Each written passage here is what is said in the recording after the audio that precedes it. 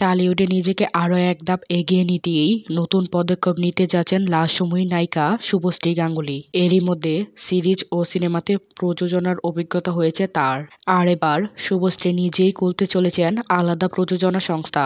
ভারতীয় গণমাধ্যম আনন্দবাজারের একটি প্রতিবেদন থেকে জানা গেছে, এরই মধ্যে শুভশ্রীর স্বামী রাজ চক্রবর্তী নিজেই প্রযোজনা প্রতিষ্ঠানের অধীনে অভিনয় করছেন। অভিনেত্রীর স্বামী নিজেই শুরু করতে যাচ্ছেন প্রযোজনা সংস্থা। অভিনেত্রীর প্রযোজনা সংস্থাটির নাম ঠিক করা হয়েছে সিকাবা হাউস।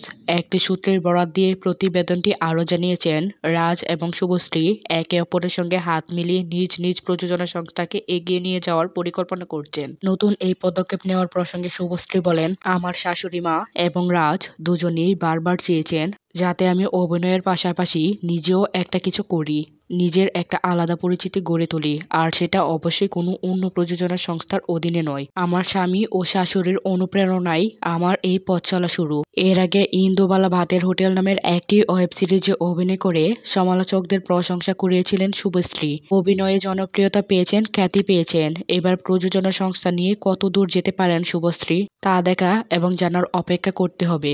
এদিকে চলতি বছরের আগস্ট মাসে মুক্তি পাবে রাজ পরিচালিত একটি সিনেমা ভাবলি সিনেমা কি প্রযোজনার দায়িত্ব রয়েছে অভিনেত্রী শুভশ্রী গাঙ্গুলী। দর্শক, আজকের ভিডিও এই পর্যন্তই। এতক্ষণ সঙ্গে থাকার জন্য ধন্যবাদ সবাইকে। আল্লাহ হাফেজ।